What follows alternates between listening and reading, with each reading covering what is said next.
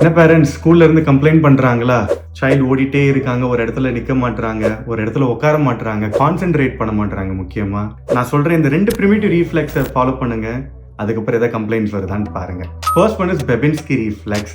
சைல்டோட கால் பாதத்தை எடுத்துக்கோங்க. முக்கியமா கையில ஒரு பெயிண்ட் பிரஷ் எடுத்துக்கோங்க. பெயிண்ட் பிரஷோட பேக் சைடில் வச்சுட்டு என்ன பண்றீங்கன்னா, நீங்க அவங்களோட எட்ஜ் ஆஃப் த பிங்கீஸ்ல இருந்து கீழே இருந்து அப்படியே மேலே வந்துட்டு அப்படியே ஒரு எல் ஷேப்ல கட்டை விரல் சைட் கீழே வரைக்கும் அப்படி எடுத்துட்டு வாங்க.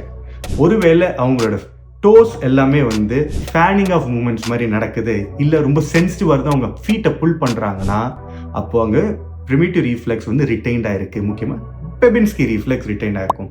இது மாதிரி இருக்கிற சூழ்நிலை சைல்டுனால ஒரு இடத்துல நிற்க முடியாது. அவங்க எது நடந்துகிட்டே இருக்கணும்னு நினைப்பாங்க, ஜம்ப் பண்ணணும்னு நினைப்பாங்க, ஓடிட்டே இருக்கணும்னு நினைப்பாங்க, ஒரு இம்பல்சிவிட்டி வந்துட்டே இருக்கும்.